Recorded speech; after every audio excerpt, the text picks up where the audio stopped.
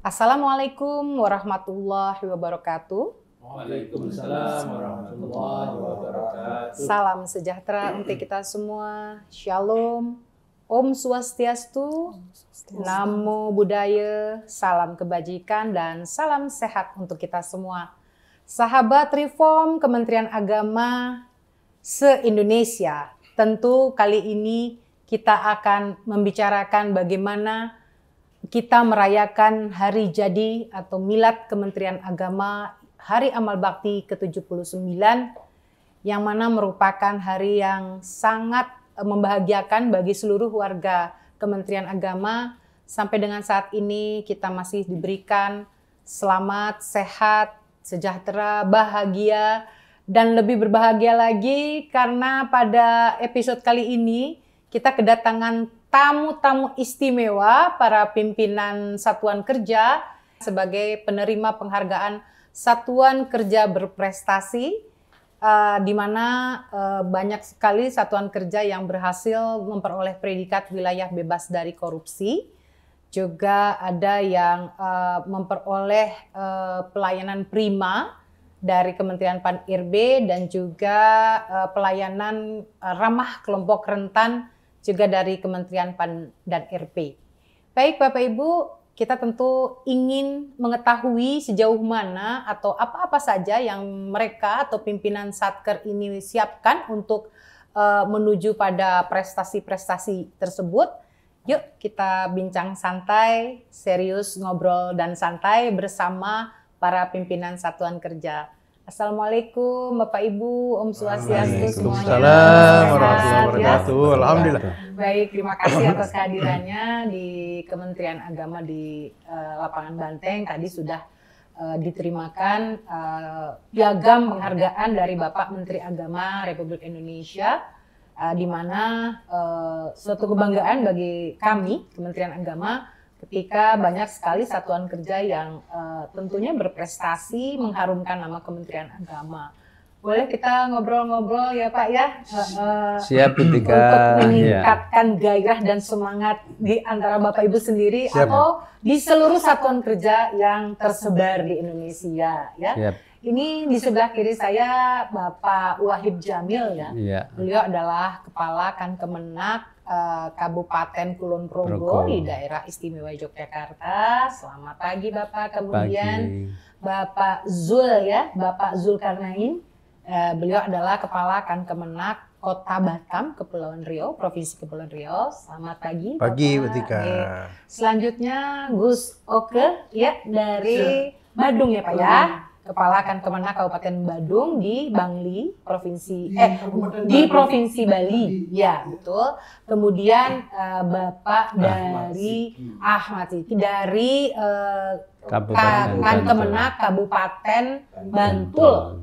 Jadi Bantulnya jangan pakai M ya, pemirsa ya, Bantul gitu ya. Tapi Bantul. Bantul itu ada di daerah istimewa Yogyakarta juga. Dan ini ada juga Ibu Tia, ya. Selamat pagi Ibu. Beliau adalah Kepala Kantor Kementerian Agama Kabupaten Bangli, Provinsi Bali. Baik, saya ucapkan selamat sekali lagi atas prestasi yang diraih oleh satuan kerja Bapak Ibu semuanya. Kita jadi kepo atau kita ingin tahu sebetulnya atas pencapaian-pencapaian selama ini tuh mungkin ada yang sudah menunggu bertahun-tahun gitu ya. Tapi ada juga pemain yang betul-betul ibaratnya baru tampil sekali langsung jadi gitu ya. Nah ini gimana? Kalau soal perasaan pasti bahagia ya. Tapi sejauh ini mungkin Bapak Ibu kan tidak mudah ya melakukan pembangunan zona integritas ini tentunya. Banyak sekali challenge ya atau tantangan begitu ya. Bagaimana kita mengemas pembangunan zona integritas itu sendiri, sementara di sekeliling kita banyak sekali yang harus kita harus kita benahi gitu ya, dari sisi sarana prasarananya, pelayannya sendiri gitu, masyarakatnya kita rawat, hubungan kita dengan masyarakat itu kita ingin tahu sejauh mana. Coba kalau kita ngobrol sama Ibu Tia nih, ya dari Bangli ya tentunya, itu apa Bu? Katakanlah challenge terbesar gitu dari Bangli gitu ya, supaya Wah, kali ini udah berapa kali ya Bu ya sampai ke pencapaian sekarang ini? Kalau saya tergabung dalam tim ZI sebenarnya sudah dari Kota Denpasar Ibu Okay. Jadi Denpasar, WBBM, Kanwil WBBM, kemudian saya ditugaskan di Bangli, alhamdulillah tahun ini WBK.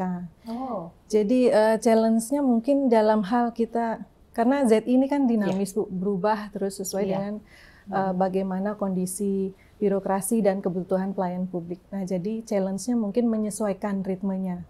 Bagaimana kita bergerak untuk memenuhi perubahan-perubahan tersebut sehingga bisa nyambung. Mungkin seperti itu. Tapi apakah sama seperti yang dirasakan mungkin oleh Pak Wahib nih selaku kepala kan Kemenang Kabupaten Kulon Progo, yang masyarakatnya pasti beda kulturnya di Jogja, di Bali seperti apa? Betul Bu Tika. Jadi yang pertama kan merubah image Kementerian Agama secara keseluruhan. Mungkin masyarakat itu menilai apa benar, apa bisa gitu ya. Kemudian kita yakinkan bahwa kita mulai dari diri kita sendiri selaku pimpinan Satker, bahwa kami menunjukkan komitmen untuk zona integritas wilayah bebas dari korupsi, sehingga mulai dari bagaimana kami menolak gratifikasi yang kemudian kami laporkan ke KPK secara online, kemudian para pimpinan kami mulai dari kepala KUA, kepala madrasah, kemudian semua melakukan itu.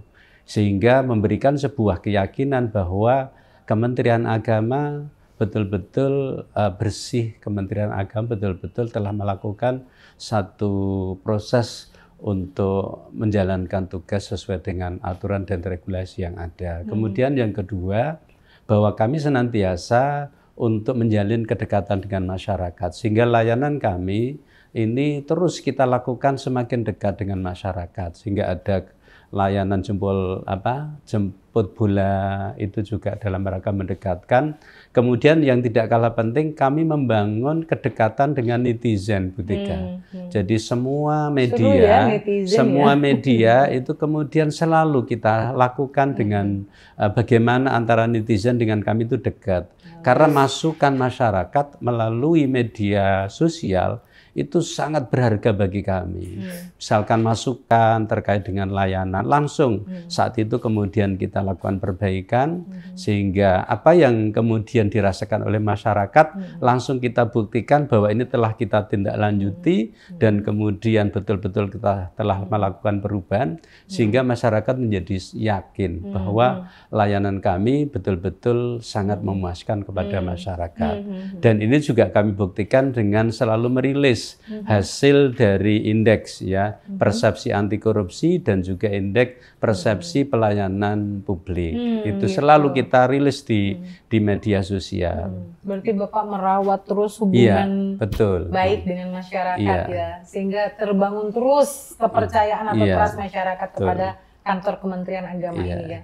Berarti mereka merasakan kehadiran Kementerian Agama ya. Sehingga saat ini ya secara acak kadang-kadang ketika kami berkunjung di masyarakat, mereka menyatakan bahwa Kementerian Agama memberikan pelayanan sangat luar biasa, sangat memuaskan dari semua aspek ya. Baik dari haji, kemudian layanan KUA, kemudian pendidikan dan semua aspek yang ada. Kalau dari jempol 5 mungkin jempol 5 semuanya semua. Ya. Karena memang ketika ada masukan sekecil apapun gitu ya, wah misalkan AC-nya kurang dingin, langsung besok kita kemudian selesaikan, respon. Kemudian ya alhamdulillah dengan komitmen kami, layanan pun juga tidak ada keterlambatan Bu Tika, karena memang selalu kita bangun komunikasi dengan masyarakat. Jadi begitu pentingnya kita membangun kepercayaan bagaimana kita sudah melayani dengan baik, bukan kita yang menilai diri kita, tapi masyarakat yang menilai diri betul. kita. Jadi bahwa kita tidak boleh bangga dengan penilaian pemerintah saja, tetapi harus juga mempertimbangkan penilaian masyarakat, dan itu menjadi kata kunci kami. Kalau bisa kami simak tadi, Pak Menteri mengatakan potret diri ya. Iya, betul. Jadi wajah kita itu terlihat dari bagaimana masyarakat ketika masyarakat menilai kita. Iya, betul Bu Tika. Nah, kalau begitu untuk pencapaian-pencapaiannya sudah begitu luar biasa, kalau kepada masyarakat juga sudah kita lakukan pendekatan. Nah, banyak sekali juga prestasi-prestasi ya pasti yang sudah dilakukan oleh satker-satker tercintai kita ini ya. Tapi saya jadi penasaran nih Pak, apakah dalam penilaian itu cukup inovasi atau prestasi saja sih yang membawa kita sampai kepada kancah predikat wilayah bebas dari korupsi? Atau ada hal lain? Monggo silakan Pak Zul dari Kota Baik, Bandung. terima kasih. Assalamualaikum warahmatullahi wabarakatuh. Alhamdulillah sampai perjalanan sejauh ini ya kita bisa bersama-sama di ruangan ini. Kementerian Agama Kota Batam tentu kita tahu bahwa Batam itu adalah daerah yang sangat heterogen, sangat majemuk. Penduduk dari Sabang sampai Merauke ada di Kota Batam.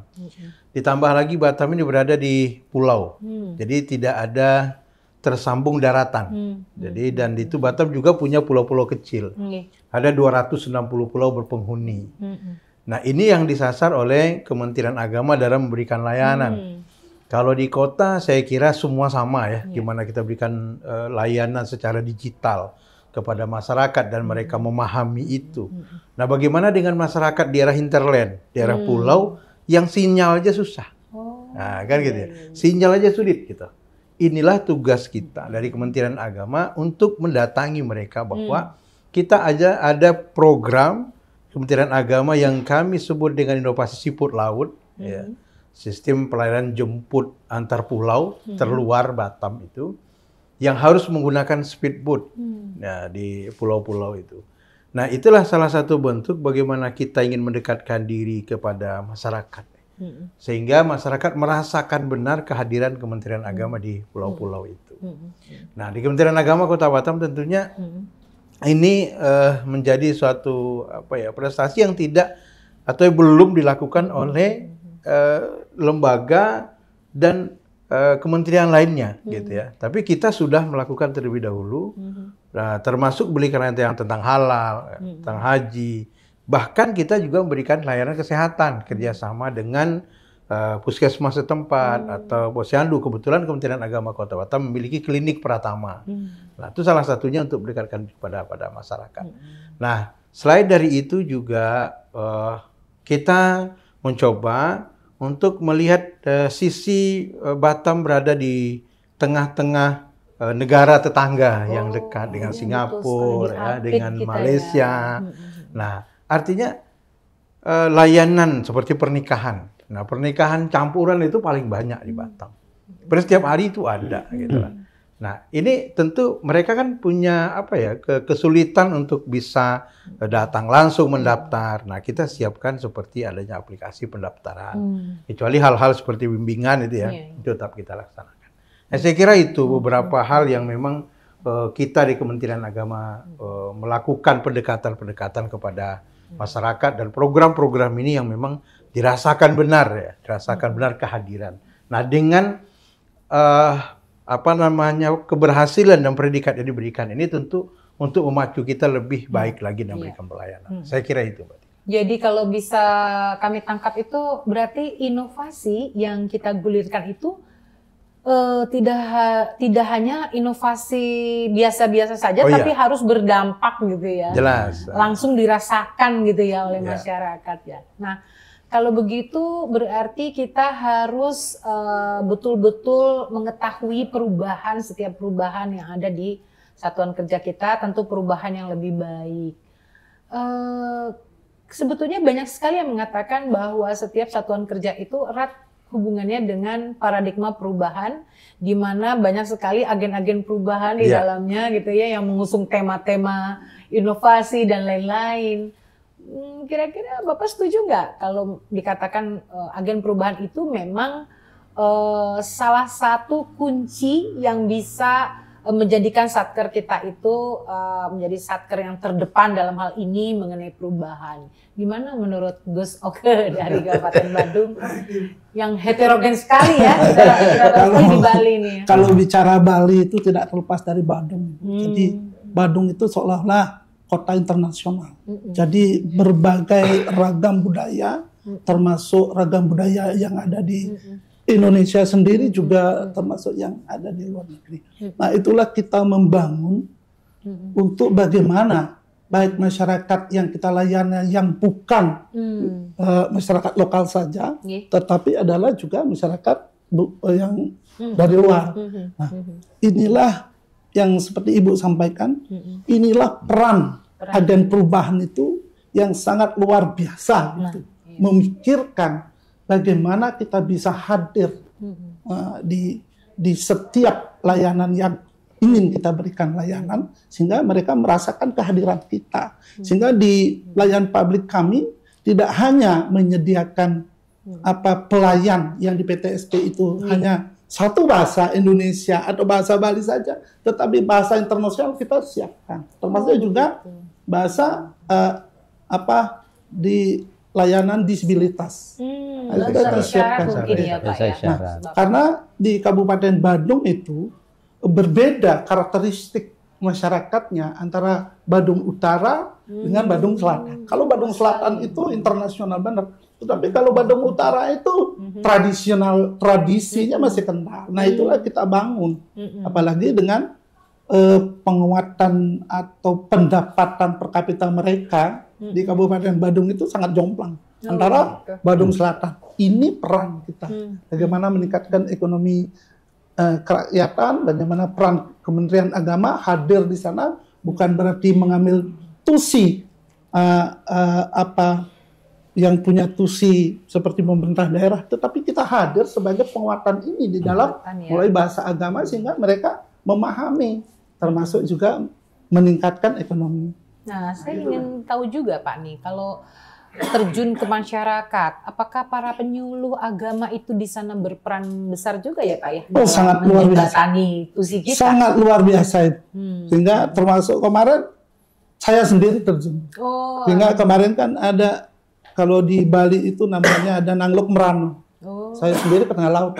Nah, saya sendiri hadir di masyarakat seperti sampaikan.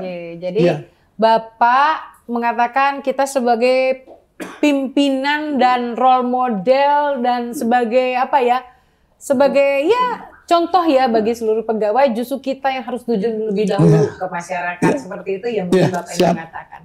Nah, dengan segala sarpras, dengan segala layanannya kita tingkatkan, lalu kita melayani tidak hanya kepada kaum tertentu, difabel, ada juga yang dinamakan kaum rentan gitu ya, kelompok rentan. Nah, ini saya menarik juga nih, ketika Kemenak Kabupaten Bantul ini luar biasa.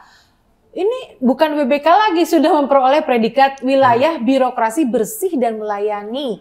Itu tahun berapa ya? 2022 ya Pak ya. Nah, itu kok terus menerus ya Bapak ya, ikut lagi dalam peningkatan kapasitas pelayanan untuk kaum rentan. Ini bisa coba diceritakan nggak Pak?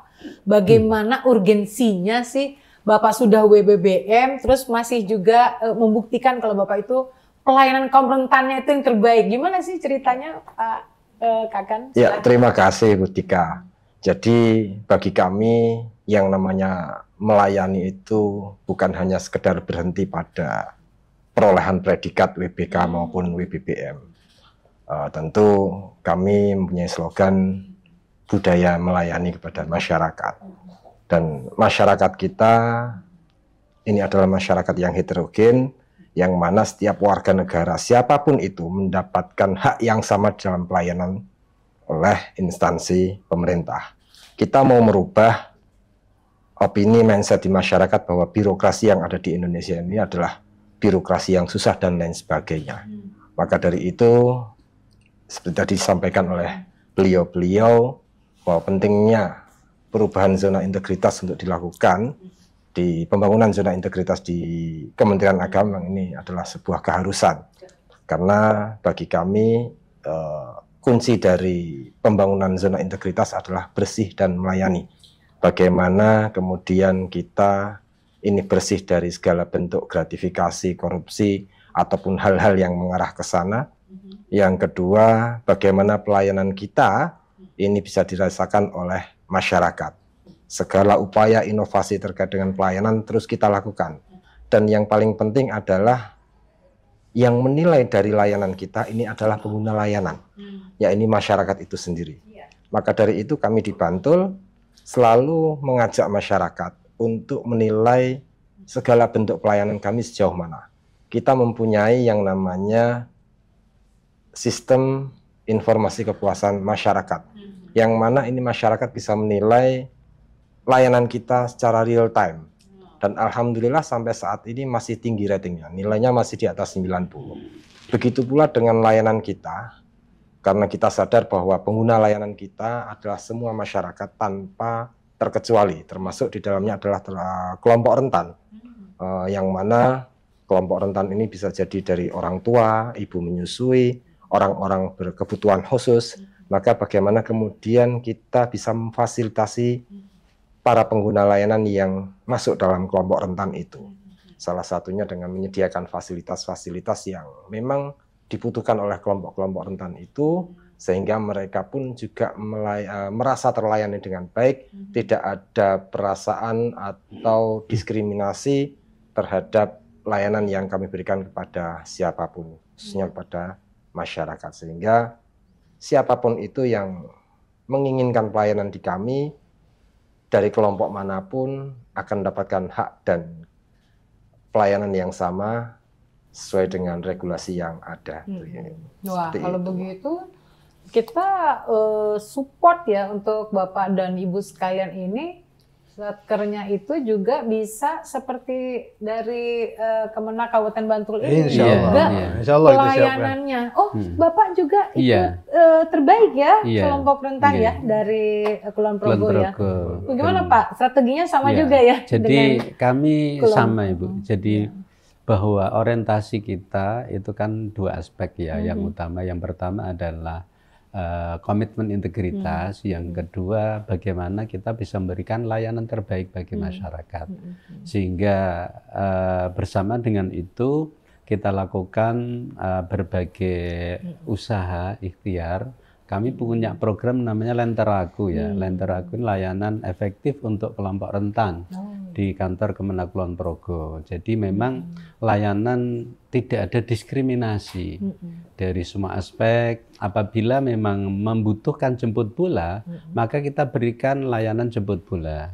Dan kita siapkan segala sesuatunya, termasuk mulai dari layanan haji, kemudian pengukuran arah kiblat, kemudian ikrar wakaf, gitu ya. Termasuk juga kita memberikan layanan kepada kelompok disabilitas pada saat pernikahan, Bu Tika. Kadang-kadang kan mohon maaf sekali gitu ya, kelompok rentan ketika melaksanakan pernikahan kadang-kadang menjadi bahan gojekan gitu ya. Sehingga ini kan secara hati nurani tidak memberikan ruang kepada mereka secara baik, sehingga kami berikan kepada kelompok disabilitas layanan pernikahan, misalkan tunawicara, tunarungu, kita berikan dengan bahasa isyarat yang tepat. Jadi bukan hanya bahasa isyarat yang penting bisa dipahami, tapi betul-betul bahasa isyarat yang tepat, kemudian ada penterjemah, sehingga dari sisi hukum pelaksanaan itu tetap dinyatakan sah secara hukum, kemudian masyarakat memahami, yang bersangkutan juga merasa bahwa mereka terlayani dengan maksimal. Di samping itu juga bagi kelompok rentan yang memang dari aspek ekonomi, dalam rangka juga mendukung pemberdayaan ekonomi umat, bahwa kita juga memberikan modal usaha bagi mereka. Bekerja sama dengan kemitraan kita yang ada di Badan Amil Zakat Nasional, yang sumber utamanya juga dari zakat para pegawai negeri. Sehingga ini juga bisa memberikan imbas kepada peningkatan kualitas keluarga. Itu Bu Tika. Wah, keren sekali ya sahabat Reform, ini inovasinya, prestasinya. Kayaknya kita nggak sabar ya. Kita akan tunggu inovasi-inovasi selanjutnya dari satker-satker hebat ini. Pasti deh Pak Zul, Pak Oke, juga Bu Tia, pasti ini sudah punya mau dibawa kemana nih arah satkernya ke depan ini, dengan banyaknya prestasi yang sudah cukup membawa kita terkenal di dunia nasional gitu ya. Sebentar lagi di internasional ya, kita berjuang lagi ke wilayah birokrasi bersih dan melayani seperti yang sudah dilakukan oleh Kemenak Kabupaten Bantul ya. Selamat nih Bapak Ibu semua ya. Kalau begitu sebelum kita akhiri, mungkin ada yang kita ingin pastikan, apa sih yang kemudian Bapak Ibu lakukan untuk berusaha mempertahankan atau melanjutkan ke predikat selanjutnya, wilayah birokrasi bersih dan melayani? Silakan Ibu Tia, apa yang Ibu lakukan? Terima kasih Bu Tika. Jadi bagi kami semua predikat yang sudah diraih, baik itu WBK di tahun 2024 dan juga pelayanan kelompok rentan terbaik di tahun 2023, itu merupakan sebuah semangat untuk mendorong kami untuk terus bekerja secara lebih baik lagi. Termasuk juga kami harus memperhatikan jadi kondisi kebutuhan umat kami, jadi segmen umatnya di Bangli seperti apa. Nah, kalau kemarin terkait dengan kelompok rentan, karena kami di Bangli memiliki rumah sakit jiwa provinsi Bali, satu-satunya di Bali, mereka yang dari kelompok rentan itu juga memiliki kebutuhan untuk sentuhan rohani. Nah, di sana penyuluh kami masuk dengan bahasa yang bisa diterima, sehingga bisa juga membantu untuk turut bagaimana menjaga dari sisi rohani mereka dan membantu kesembuhan mereka. Nah, kemudian kalau dari digitalisasi, kami akan tetap terus mengembangkan sesuai dengan kebutuhan, termasuk juga aplikasi pelayanan publik kami sudah dilengkapi bagi mereka yang disabilitas. Jadi semua. Nah, di samping digitalisasi tetap kami kembangkan dengan kebutuhan-kebutuhan dan fitur yang baru sesuai dengan nanti seperti apa perkembangannya. Kami juga tetap akan mengoptimalkan sarana prasarana pelayanan yang offline karena kontur di kondisi geografi dan demografi di Bangli ini berbeda mungkin di kota-kota besar lainnya. Nah, jadi pelayanan offline juga tetap kami akan jaga, kami optimalkan, termasuk juga bagaimana bersinergi dengan semua pihak. Jadi pemerintah daerah, kementerian, lembaga terkait itu akan kami optimalkan. Juga kami akan selalu selaraskan dengan program prioritas nasional. Seperti yang kemarin terkait dengan pengentasan kemiskinan, kami bergerak melalui pemberdayaan ekonomi umat di sana. Jadi dari 34 ekonomi umat yang kami bina, alhamdulillah berhasil meningkatkan omset mereka sebesar 30%. Termasuk di dalamnya juga kelompok rentan ada, dan bahkan salah satu binaan produk halal kami, Kopi Kintamani, itu berhasil membuka pasarnya di wilayah Timur Tengah karena sudah punya sertifikat halal ini. Jadi kami dorong terus supaya ini juga selaras bagaimana ekonomi kami di Bangli itu juga bisa maju, sehingga kesejahteraan masyarakatnya bisa lebih meningkat lagi. Nah, itu juga perlu sinergi dengan lintas sektor, stakeholder kami, dan yang terakhir tentu publikasi, Bu Tika. Publikasi, bagaimana kami harus mewartakan semua kinerja kami, termasuk juga mewartakan hal-hal yang sudah kami lakukan, sehingga ini juga bisa menjaga citra baik dari Kementerian Agama. Dan yang paling terakhir tentunya yang akan tetap kami lakukan adalah monitoring dan evaluasi. Sebagai bentuk evaluasi kami, di tahun ini kami sudah melangkah seperti apa, bagaimana tanggapan dari masyarakat, bagaimana tanggapan dari Kementerian Agama maupun stakeholder lain, dan di tahun depan kami mau berbuat apa, kami akan evaluasi dan sesuaikan lagi. Mungkin itu langkah-langkah kami juga sambil mempersiapkan diri menuju WBBM nanti. Menarik tadi Ibu, kita dengar bersama monitoring dan evaluasi. Wah, ini untuk yang sudah mencapai predikat wilayah birokrasi bersih dan melayani nih Kabupaten Bantul. Monitoring dan evaluasi apa yang paling Bapak gencar lakukan ya di masyarakat Bantul ini? Terima kasih.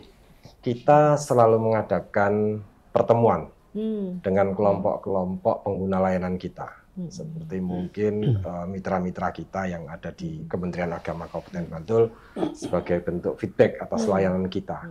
Sehingga penilaian dari mitra-mitra kami dan para pengguna layanan kami yang dari masyarakat melalui indeks kepuasan masyarakat yang real time itu inilah yang jadi evaluasi kita. Pada hakikatnya kepuasan masyarakat ini bisa kita lihat dari bentuk pelayanan kita kepada masyarakat.